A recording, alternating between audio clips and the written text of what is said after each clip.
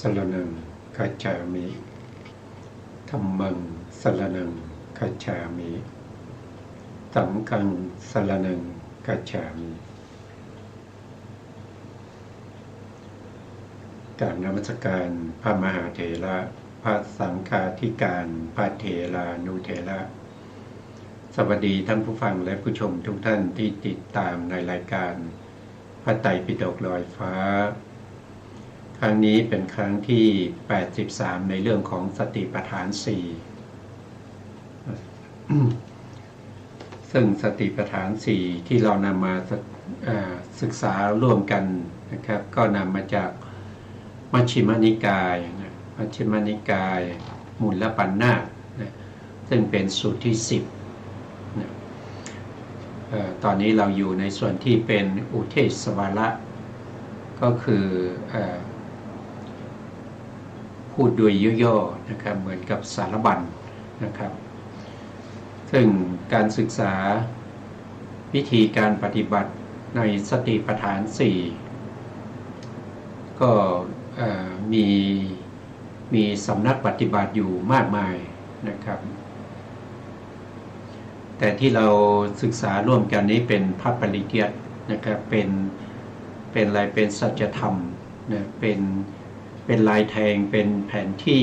ในการที่เราจะดำเนินไปสู่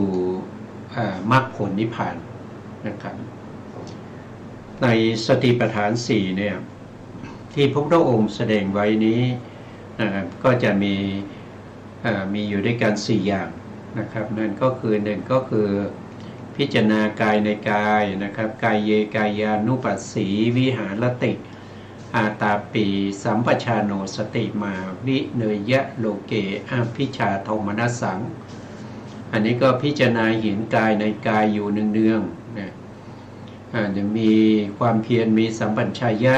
มีสติกำจัดอภิชาและโทมนัสเมื่อเราตามเห็นกายในกายอยู่เนืองๆก็สามารถจะกำจัดเสียซึ่งตัณหา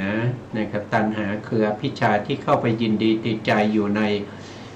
นกายทั้งหลายเห็นว่ากายทั้งหลายเป็นสิ่งที่สวยงามเป็นสิ่งที่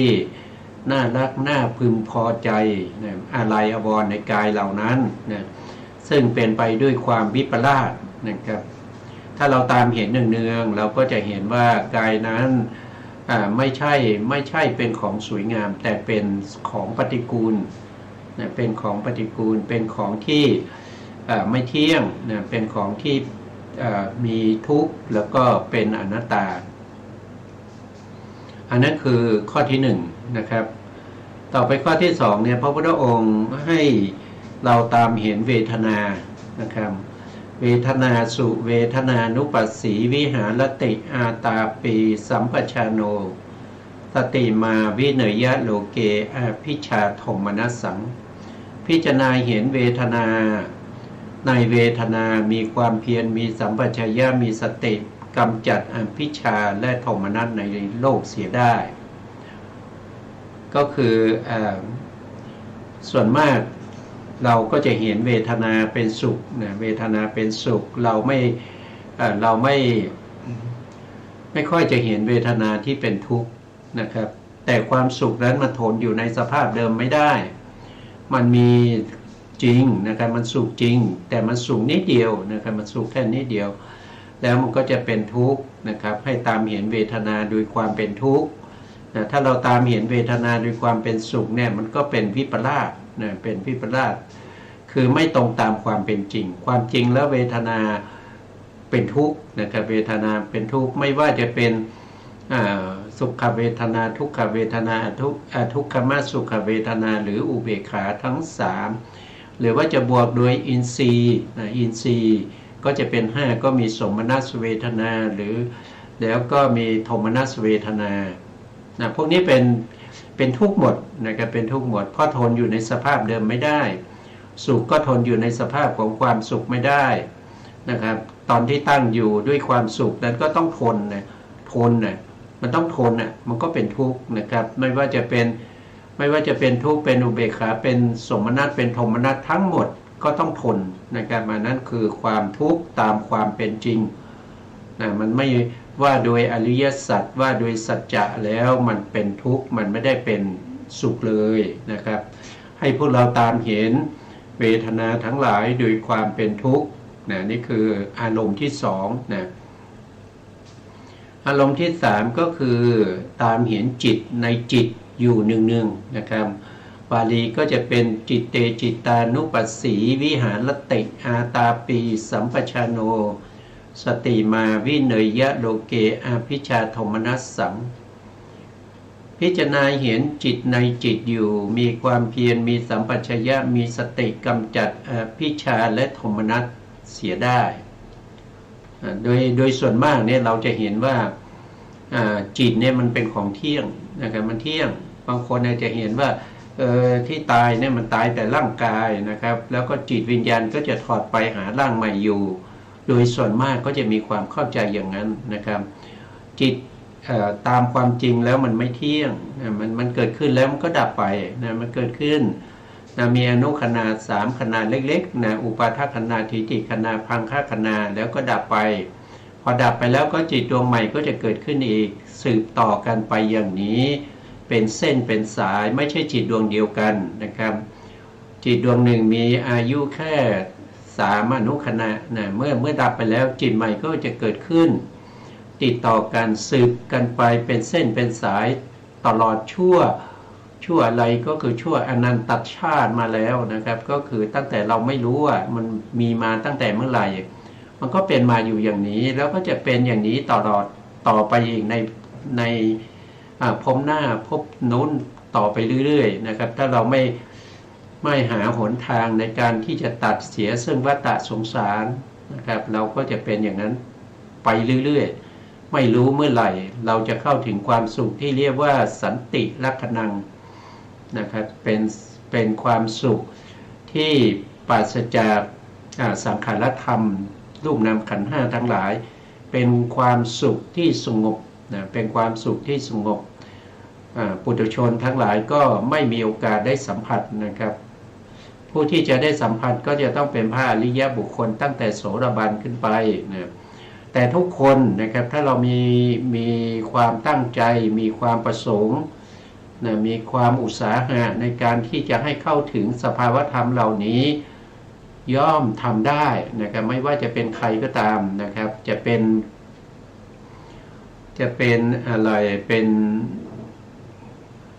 นผู้หลักผู้ใหญ่เป็นมหาจักรพรรดินะครับเป็นพระเจ้าจักรพรรดินะเป็นมหากษัตริย์นะครับเป็นมหาอมาตย์นะครับเป็นนายกรัฐมนตรีประธานาธิบดีอะไรก็แล้วแต่นะครับตลอดจนไปถึงคนยากคนจนนะครับคนจันทานทั้งหลายนะครับพวกนี้ทุกคนเนี่ยสามารถที่จะปฏิบัติให้เข้าถึง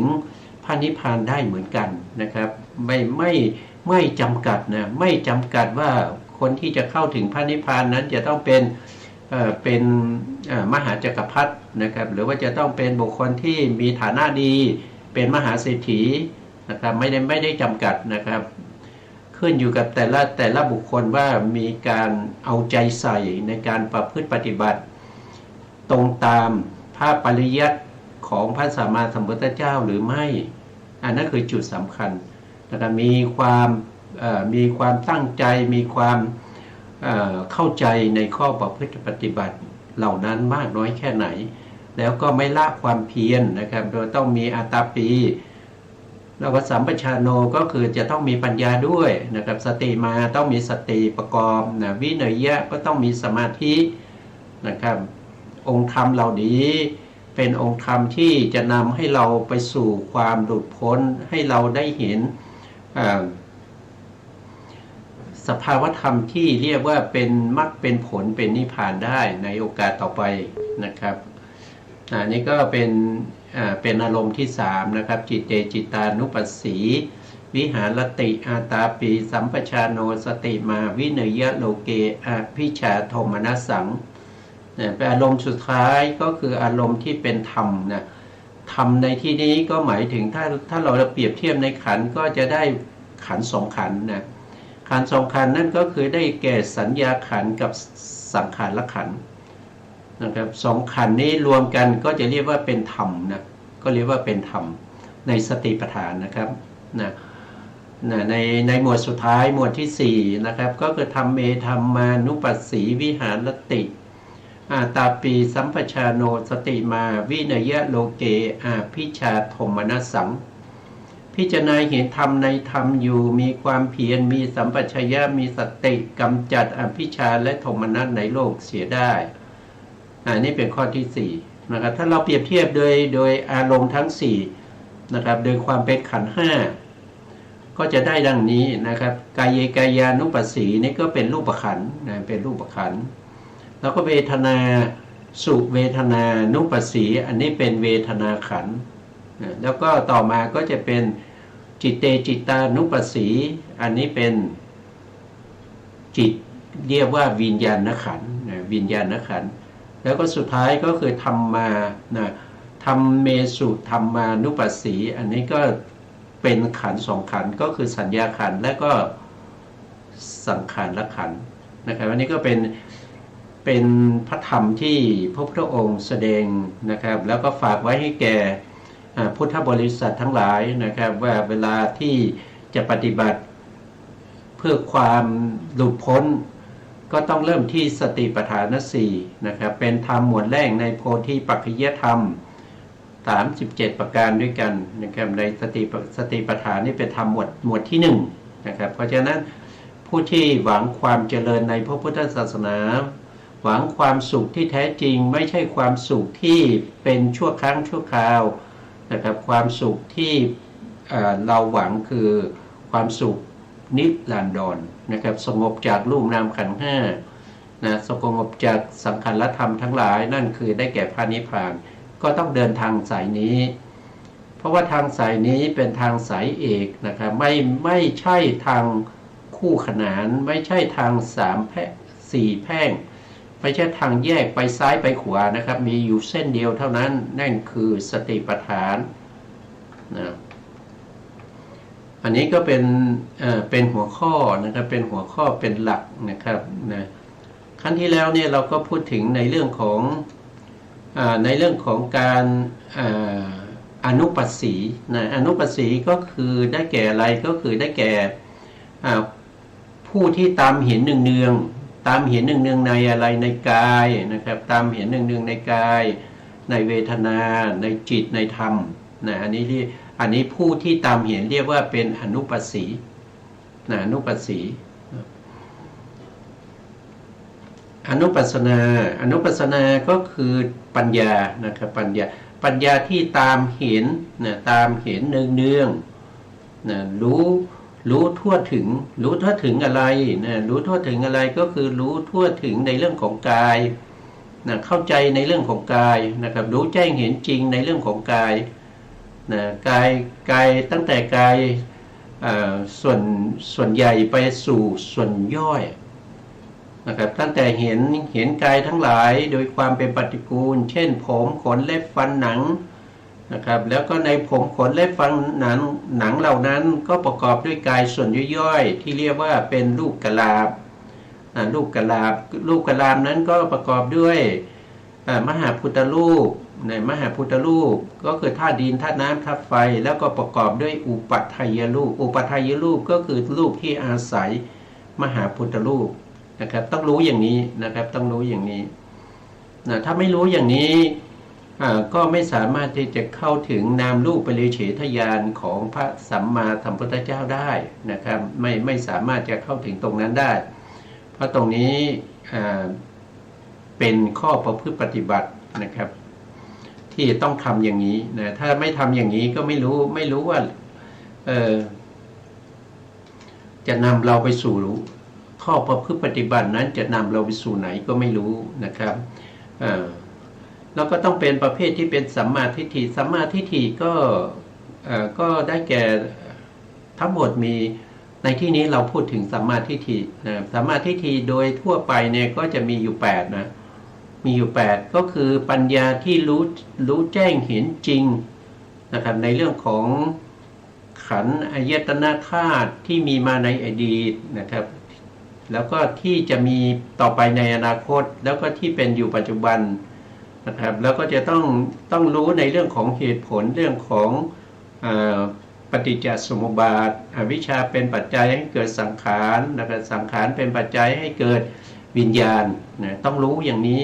อันนี้4นะครับแล้วก็ต่อไปก็คืออริยสัจสี่ก็คือรู้เรื่องของทุกข์นะทุกข์เนี่ยต้องรู้3ระดับนะระดับไหนระดับแรกก็คือสัจจญาณก็คือให้รู้ว่าทุกข์นี้มันเป็นอย่างนี้รายละเอียดเป็นอย่างนี้นะครับแล้ว2ต้องรู้ว่าทุกข์นั้นมีกิจยังไงนะครับเราจะต้องทำยังไงกับทุกข์สามก็คือจะต้องปฏิบัติให้ได้ปฏิเวทนั่นคือกัตตญาณนะครับก็เพราะฉะนั้นการรู้ทุกข์ก็ต้องรู้3ระดับ1คือสัจจญาณ2คือกิจญาณ3คือกัตตญาณนะครับก็ต้องรู้อย่างนั้นนะต่อมาก็จะต้องรู้ในเรื่องของทุกขสมุทัยทุกขสมุทัยก็เช่นเดียวกันก็ต้องรู้โดยความเป็นสัจจญาณก่อนนะครับ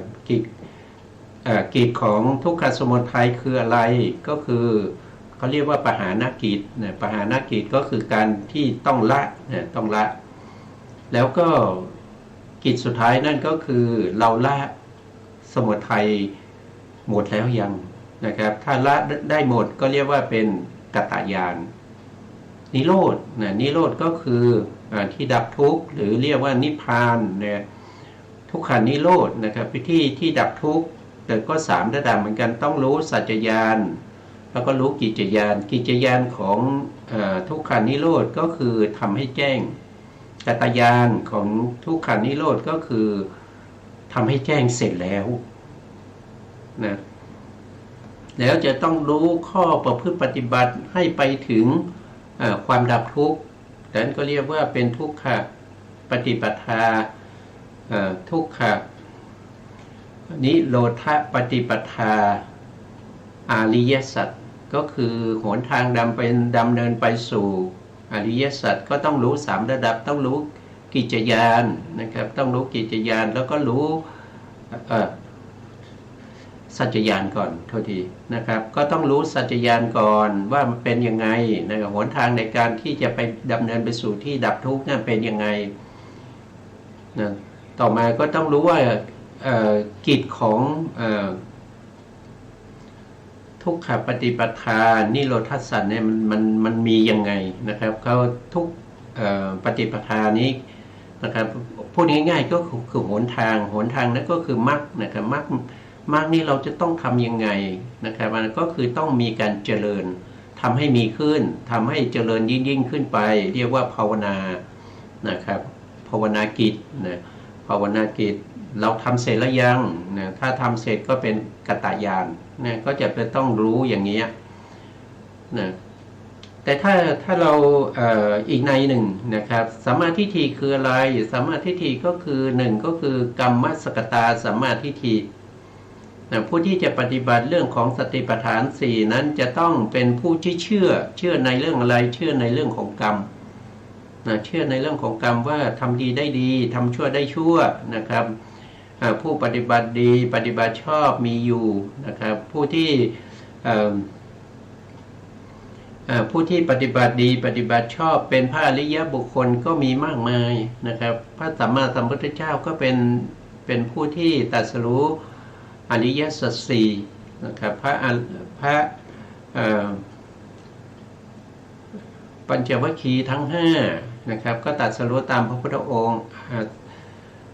มหาสาวกทั้ง2นะอสิติมหาสาวก80หรือว่าพระอริยบุคคล4คู่8บุรุษนะครับก็ตรัสรู้ตามพระพุทธองค์ต้องเชื่อในเรื่องของกรรมอย่างนี้นะครับอันที่2ก็คือ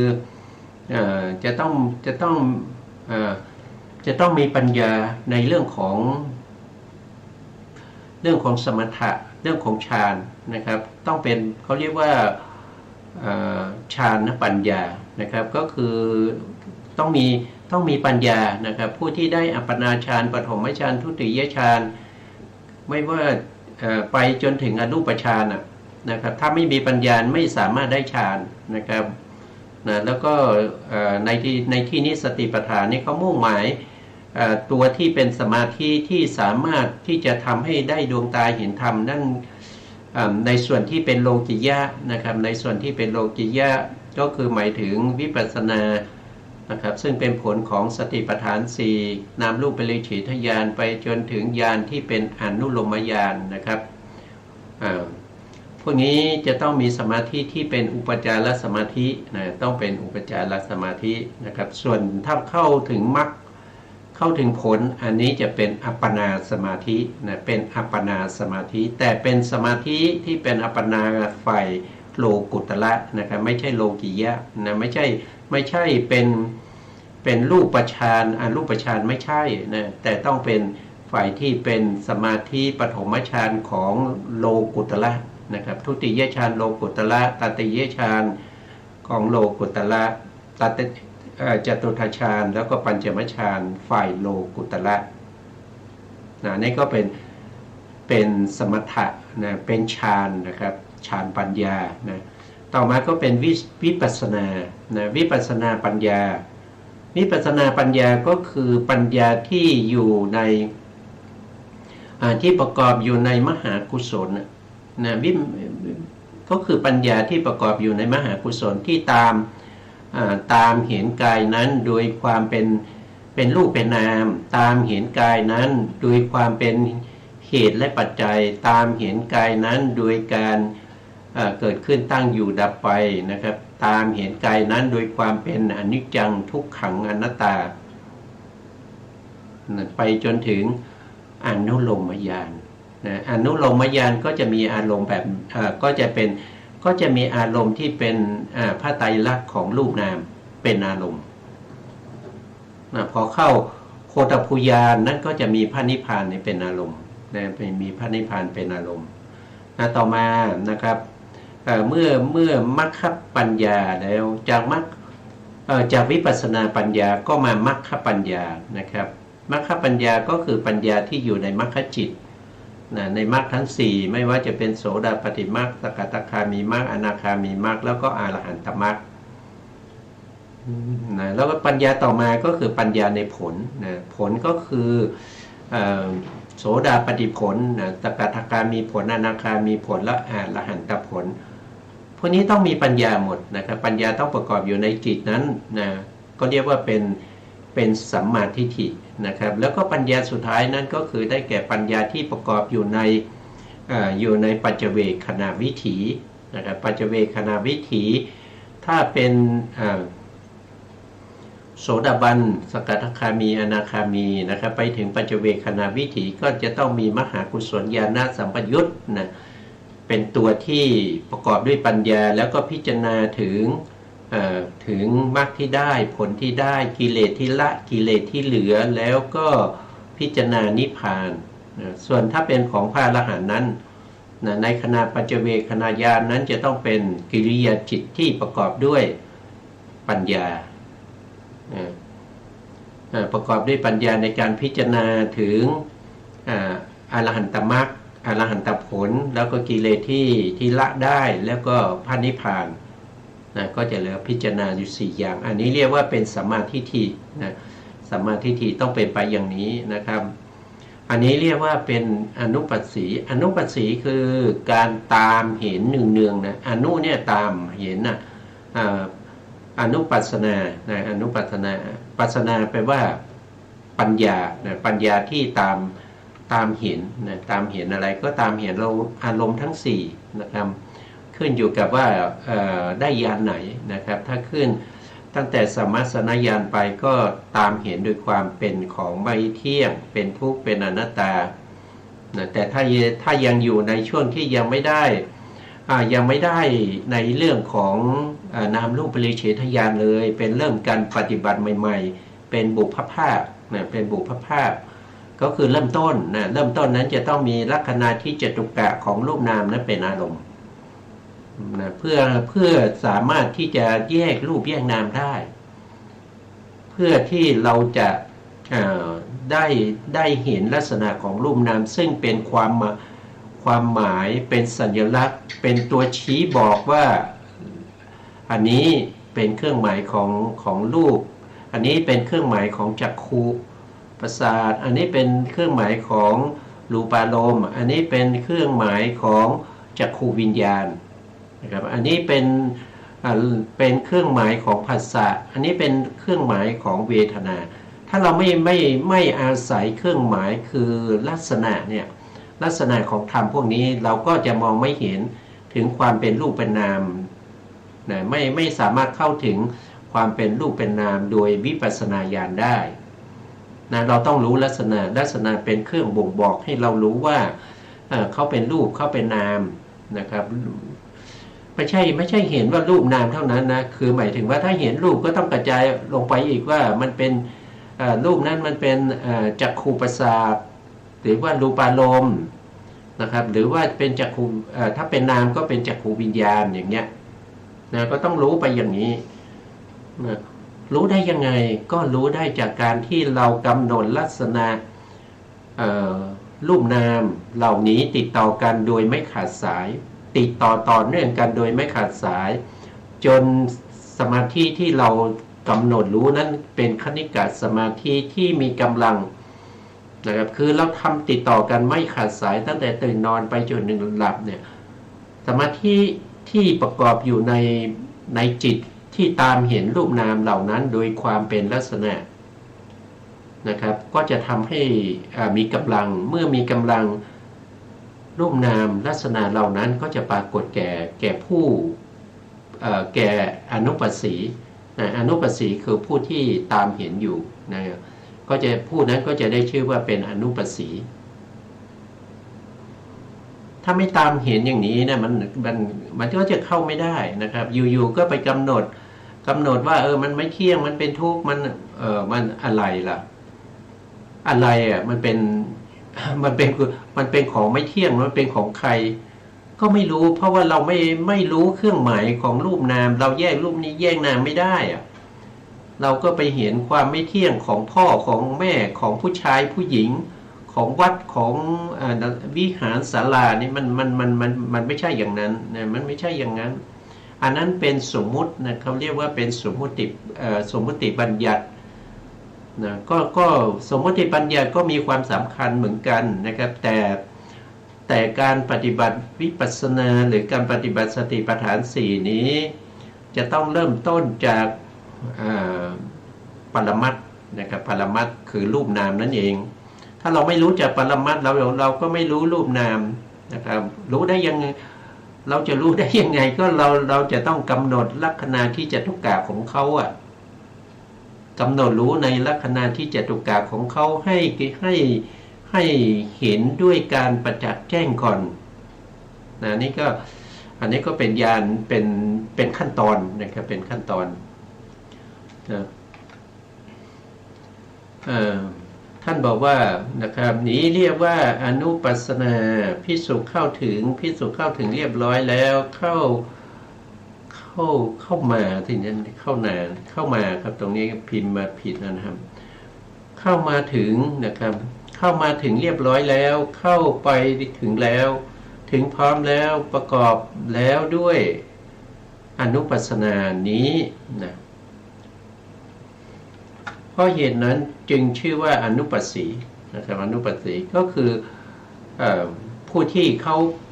ตามเห็นเนืองๆนะครับเข้าไปเห็นเนืองๆอย่างนี้นะอยู่ตลอดเวลานะครับตลอดเวลาในขณะที่เราปฏิบัติก็คือหมายถึงว่าในช่วงที่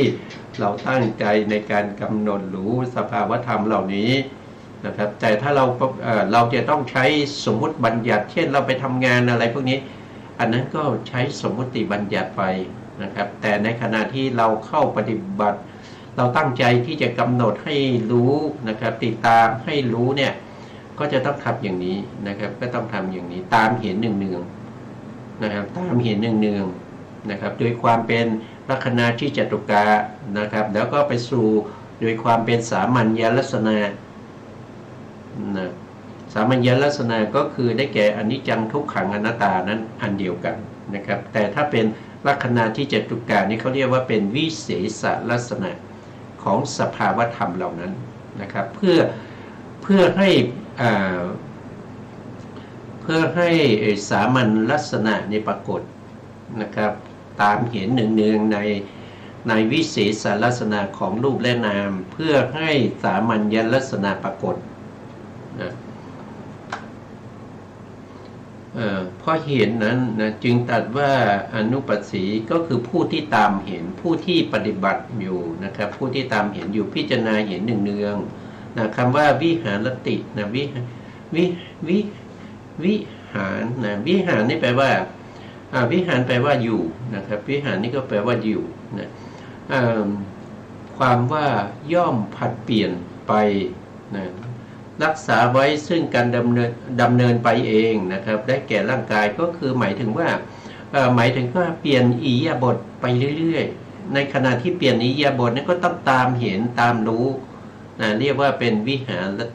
ารตินะครับตามเห็นหนึ่งในการเคลื่อนไหวอิริยาบถทั้งหลายเหล่านั้นนะครับถ้าว่าเราก็เคยศึกษามาก่อนๆนะครับในตอนก่อนนู้นแล้วนะครับว่าจะมีอยู่7ฐานะนะครับในการที่จะตามเห็นนะครับการผัดเปลี่ยนไปของอิริยาบถต่างๆนะครับก็จะมี1ก็คือการก้าวไปนะครับแล้วก็ถอยกลับอันนี้คือข้อที่1นะครับแล้วก็การมองนะมองแล้วก็เหลียวนะมองเหลียวซ้ายไหลขวานะครับก้มหน้าเงยหน้านะครับเพื่อจะดูอะไรพวกนี้นะครับก็ต้องกำหนดต้องกำหนดรู้นะต้องกำหนดรู้ลักษณะเหล่านี้นะ3ก็คือต้องรู้ในลักษณะอิริยาบถย่อยที่เป็นคูแขนเหยียดแขนอะไรพวกนี้คูเหยียดนะแล้วก็จะต้องมีการตามรู้ถึงการสวมใส่เสื้อผ้านะครับการทรงผ้าสังคติจีวรนะทรงบาตรนะอะไรพวกนี้นะครับ5ก็คือได้แก่การกินการดื่มการลิ้มการเคี้ยวนะครับ6ก็คือการถ่ายอุจจาระปัสสาวะต่างๆนะครับ7ก็คือการเดินยืนนั่งนอนนะพูดนิ่งอะไรพวกนี้ก็ต้องมีการตามรู้ตามเห็นอยู่เนืองๆนะครับแต่อิริยาบถที่เปลี่ยนไปนะเขาเรียกว่าเป็นอิริยาบถวิหารนะครับก็อยู่ด้วยอิริยาบถนะอยู่ด้วยอิริยาบถแต่ถ้าเว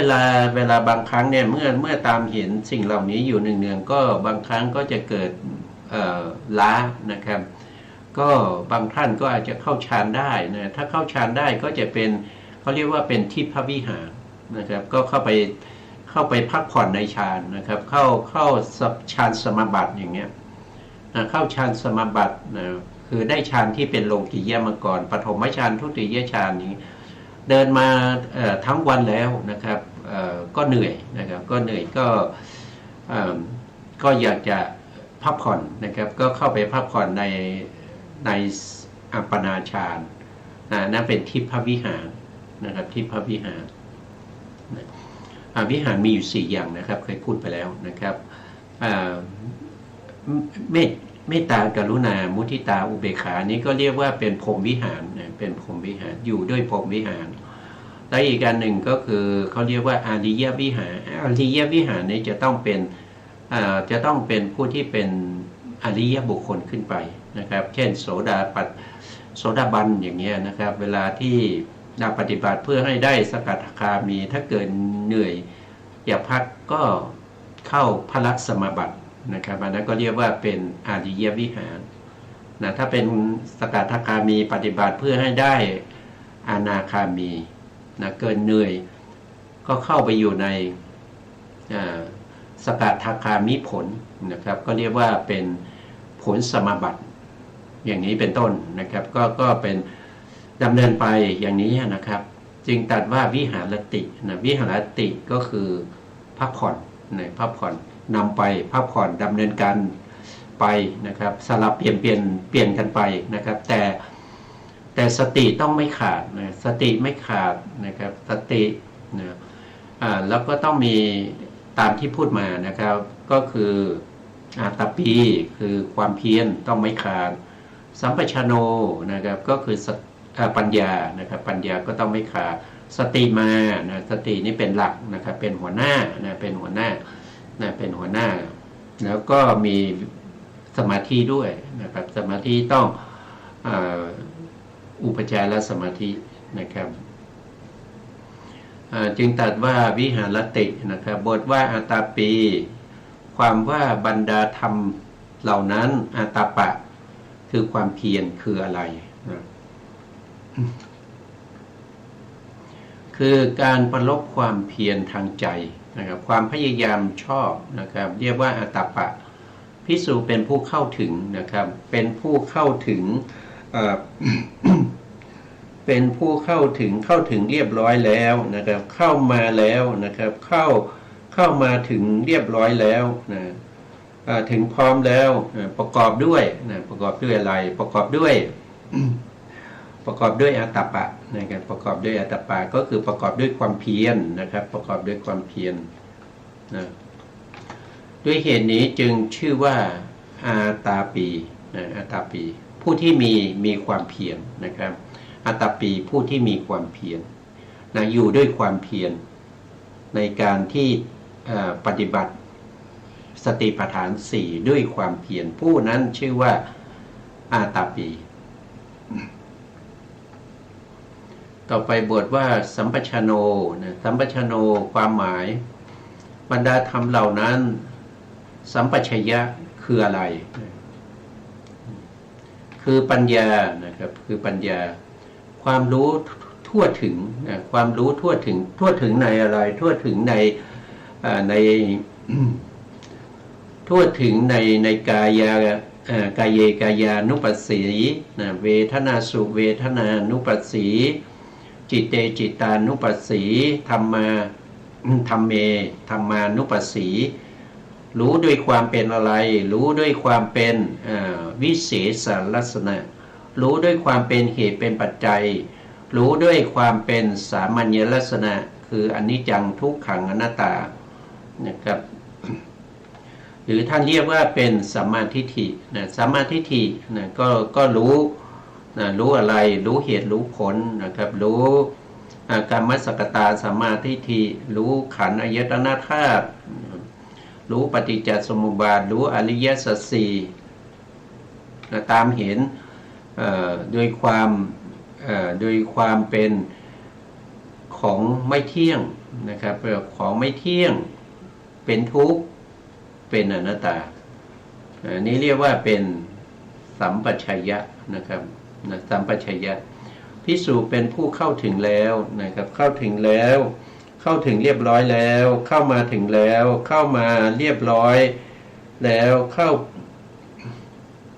ไปถึงแล้วถึงพร้อมแล้วนะประกอบด้วยอะไรนะครับประกอบด้วยสัมปชัญญะนะครับประกอบด้วยสัมปชัญญะเวลาปฏิบัติเนี่ยนะครับเข้าไปพวกนี้ก็คือเวลาในการที่ดำเนินไปปฏิบัติไปในสติปัฏฐาน4ต้องไปพร้อมด้วยสัมปชัญญะนะครับก็ต้องมีสัมปชัญญะมีปัญญาประกอบไปทุกย่างก้าวนะครับทุกลมหายใจนะครับถ้าพูดไปก็คือทุกขณะจิตนะครับเพราะเราจะต้องตามรู้จิตนะครับโดยจิตเตจิตานุปัสสีนะครับรู้จิตในจิตนะครับเพราะฉะนั้นก็ต้องรู้ไปถึงทุกขณะจิตด้วยนะครับว่าในจิตของเรานั้นเป็นจิตประเภทไหนเป็นจิตที่ประกอบด้วยราคะหรือเปล่าเป็นจิตที่ปราศจากราคะไหมก็ต้องตามรู้ตามเห็นสิ่งเหล่านี้นะไม่ใช่เรานึกนะไม่ใช่เรานึกว่ามันเป็นอย่างนั้นอย่างนี้ไม่ใช่ว่าเราสร้างขึ้นมาแต่ของสิ่งเหล่านี้มีอยู่ตลอดเวลานะครับมีอยู่ตลอดเวลาในตัวของเราแล้วแต่เราไม่มีปัญญาเราไม่มีสมาธิเราไม่มีความเพียรไม่มีสติที่จะเข้าไปเห็นเท่านั้นเองเราจะทำยังไงให้เกิดความเห็นสิ่งเหล่านี้ได้อย่างชัดเจนนะครับเห็นวิเศษลักษณะของเขาก็คือลักษณะพิเศษของแต่ละอย่างเพื่อนำไปสู่สามัญลักษณะให้ได้นะครับด้วยเหตุนั้นท่านจึงตรัสเรียกว่าเป็นสัมปชานโนก็คือผู้ที่มีปัญญาตามเห็นกายในกายเวทนาในเวทนาจิตในจิตธรรมในธรรมนะครับ ต่อมาในบทที่ สติมานะครับความ ความว่าบรรดาธรรมเหล่านั้นสติคืออะไรนะสติคือการระลึกนะระลึกนะระลึกถึงอะไรก็คือระลึกถึงระลึกถึงกายนะครับระลึกถึงกายในกายนะครับมีสติระลึกถึงเวทนาในเวทนามีสติระลึกถึงจิตในจิตมีสติระลึกถึงธรรมในธรรมนะครับระลึกด้วยอนุสติก็คือตามระลึกติดต่อเนื่องกันนะไม่ขาดสายนะครับไม่ขาดสายต้องระลึกต่อเนื่องกันนะครับนะต่อเนื่องกันไปเรื่อยๆระลึกไปในลักษณะของสภาวะธรรมเหล่านั้นว่าเราเป็นผู้ปฏิบัติเราก็รู้เองว่าเราได้วิปัสสนาญาณไหนถ้าเรายังไม่เคยได้เลยนามรูปปริเฉทญาณเนี่ยเราก็ต้องตามเห็นลักษณะของรูปนามเหล่านั้นโดยลักษณะนั้นจะบ่งบอกให้เราได้ทราบว่าเขาเป็นรูปหรือเป็นนามนี่ก็พูดบ่อยนะครับเขาเรียกว่าเป็นลัคนาทิจตุกะในลัคนาทิจตุกะนี่มีอยู่4อย่างใน4อย่างนี้คือนำให้เราได้2อย่าง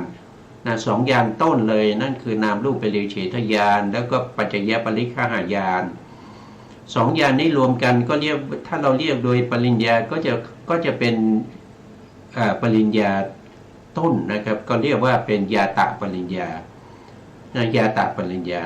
มีอยู่2อย่างนะญาตะปริญญามี2อย่างคือนามรูปปริเฉทญาณแล้วก็ปัจจยปริฆาญาณนี้อยู่ในช่วงที่เป็นเริ่มต้นเรียกว่าเป็นญาตะปริญญานะก็ต้องมีสติกำหนดรู้เหล่านี้นะครับต่อเนื่องกันไปนะต่อเนื่องกันไปโดยไม่ขาดสายเหมือนกับเส้นได้นะครับเหมือนกับเส้นได้เลยอย่าให้เส้นได้นั้นขาดตั้งแต่เราเริ่มปฏิบัตินะครับตั้งแต่เราตั้งใจว่าเราจะปฏิบัติเนี่ยเราก็จะต้องกำหนดรู้สิ่งเหล่านี้ไปตลอดเวลาที่เรายังอยู่ในช่วงที่ปฏิบัตินะสมมติว่าเราตั้งใจปฏิบัติ7วันอย่างเงี้ยเราก็ต้องตั้งแต่วันที่1ไปถึงวันที่7เนี่ยอยากให้สติขาดคือหมายความว่าตั้งแต่เราตื่นนอนนะครับเราตื่นนอนไปจนถึงเราหลับเนี่ยนะครับเราหลับไปเนี่ย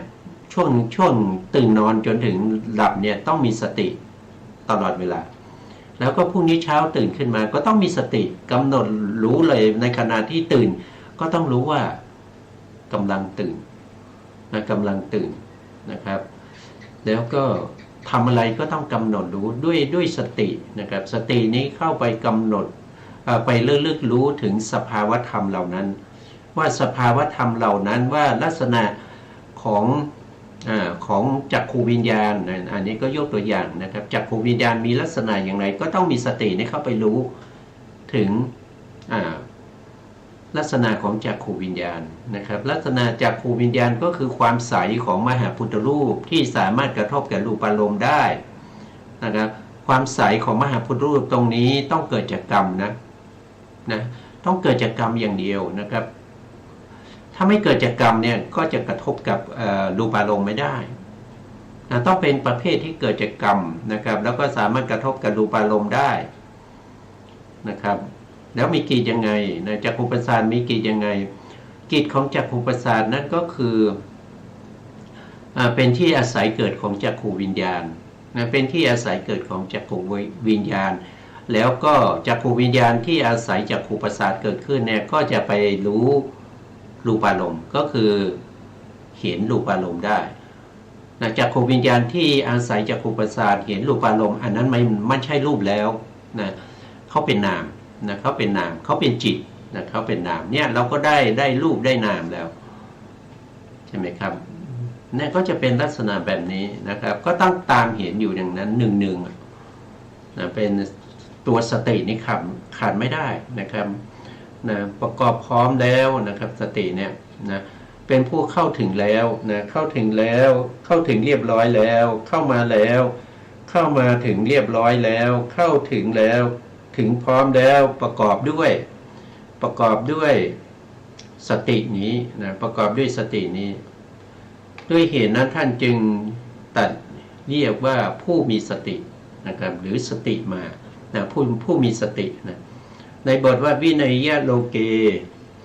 อภิชาโทมนัสสังบทว่าบรรดาธรรมเหล่านั้นโลกคืออะไรนะโลกคืออะไรกายนั่นเองนะชื่อว่าโลกนะครับโลกคืออุปทานขันธ์ห้านะอุปทานขันธ์ห้าอุปทานขันธ์ห้าอุปทานก็คืออะไรอุปทานก็คือได้แก่ตัณหากับทิฏฐินะตัวตัณหากับทิฏฐิเนี่ยเข้าไปติดในขันธ์ห้านั้นนะอุปทานถ้าว่าอุปทานนี่ก็มีสี่ใช่ไหมมีกามุปทานนะกามุปทานก็ได้แก่องค์ธรรมได้แก่ตัวโลภะคือความยินดีติดใจนะความยินดีติดใจนะอันที่สองก็ได้แก่ทิฏฐุปาทานทิฏฐุปาทานก็ได้แก่ทิฏฐิคือความเห็นผิดหรือความเข้าใจผิดว่ารูปเป็นของสวยรูปเป็นของเที่ยงรูปเป็นอัตตาของเรานะครับเรามีรูปนะครับรูปอยู่ในเราเราอยู่ในรูปอย่างเงี้ยเมื่อก็มาจากตัวทิฏฐินะครับก็มาจากตัวทิฏฐินะแล้วก็มีศีลพัตตุนะก็คือเมื่อมีความเห็นผิดแล้วก็เอาไปเป็นข้อปฏิบัติเป็นข้อวัดนะครับยึดถือปฏิบัติแล้วก็อัตวาทุปทานอัตวาทุปทานก็คือความเห็นว่าเป็นตัวเป็นตนที่นอกเหนือจากศีลพัตตุนะศีลพัตตุปาทานเนี่ยนะครับอัตวาทุปทานคือเห็นเป็นตัวเป็นตนที่นอกเหนือจากศีลพัตตุปาทานพวกนี้เป็นทิฏฐิหมดนะครับไม่ว่าจะเป็นทิฏฐุปาทานศีลพัตตุปาทานแล้วก็อัตวาทุปทานองค์ธรรมก็คือได้แก่ตัวทิฏฐิเพราะฉะนั้นในอุปทานขันธ์ในอุปทานขันธ์ห้าเนี่ยขันธ์ห้าเหล่านี้ชื่อว่าเป็นอุปทานเพราะมีการยึดติดด้วยโลภะกับทิฏฐิ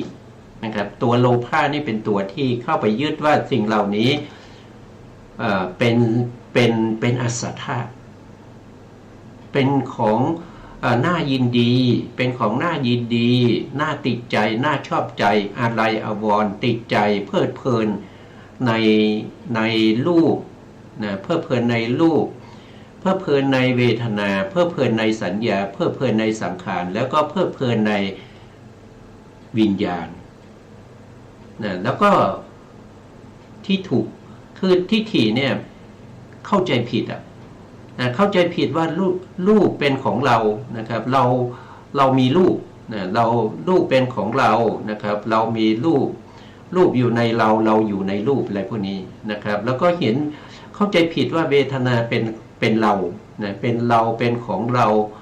อยู่ในเวทนาอยู่ในเรา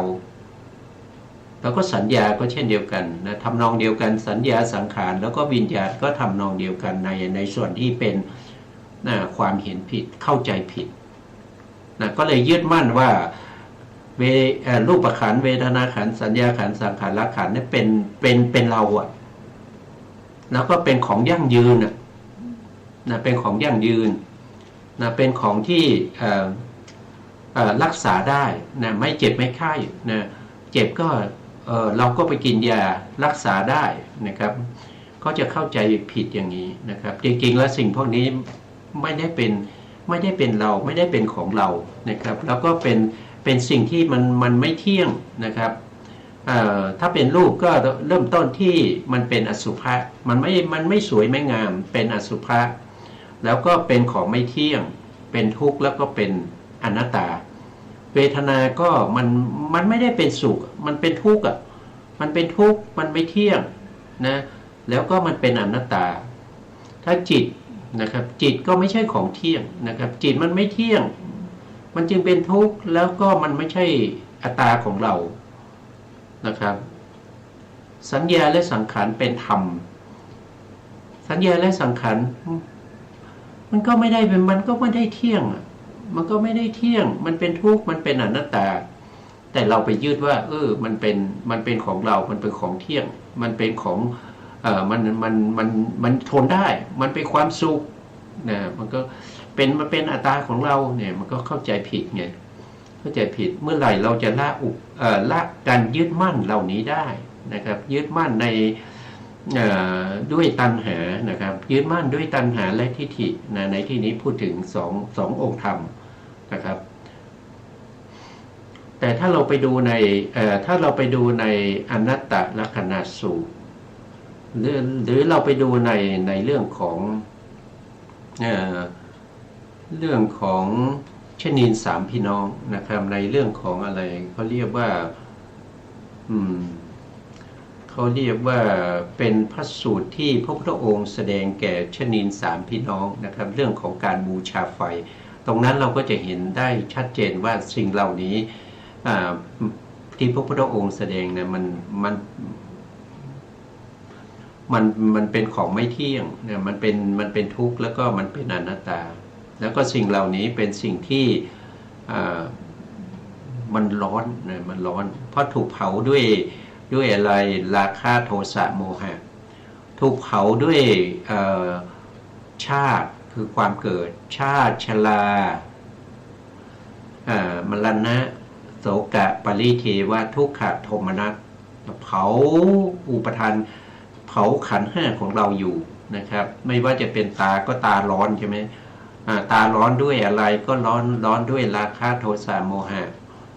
ร้อนด้วยเพราะชาติชรามรณะโสกะปริเทวะทุกขโทมนัสหูก็เหมือนกันนะครับหูนะครับแล้วก็จมูกแล้วก็ลิ้นแล้วก็กายแล้วก็ใจนะครับร้อนรนไปด้วยไฟคือราคะไฟคือโทสะไฟคือโมหะไฟคือชาติชรามรณะโสกะปริเทวะทุกขโทมนัสเพราะฉะนั้นมันไม่มีสุขเลยอ่ะมันไม่มีสุขเลยมันสุขตรงไหนอ่ะไม่มีนะครับไม่มีแล้วมันมีอะไรที่สวยงามไหมก็ไม่มีอ่ะอย่างเช่นเราเห็นผู้หญิงสวยๆก็เพราะว่าอะไรก็เพราะว่าสภาวธรรมนะครับที่เป็นปัจจัยยังประชุมกันอยู่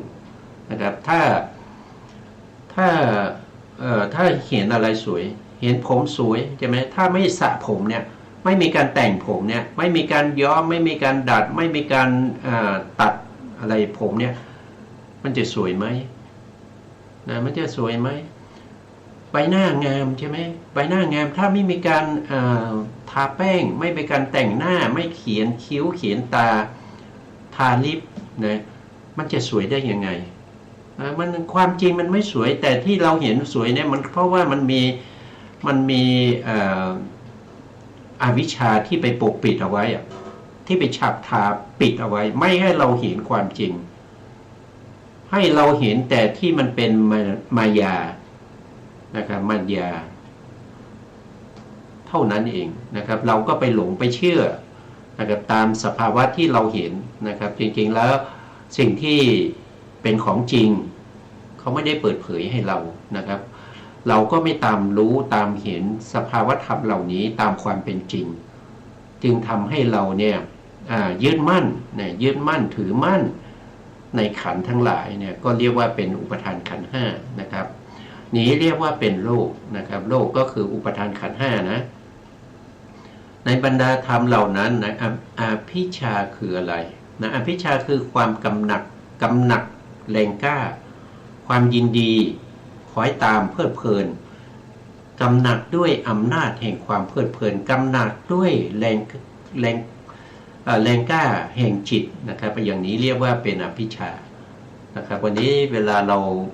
หมดแล้วนะครับเราจะกลับมาพบกันใหม่ในครั้งต่อไปนะครับวันนี้ก็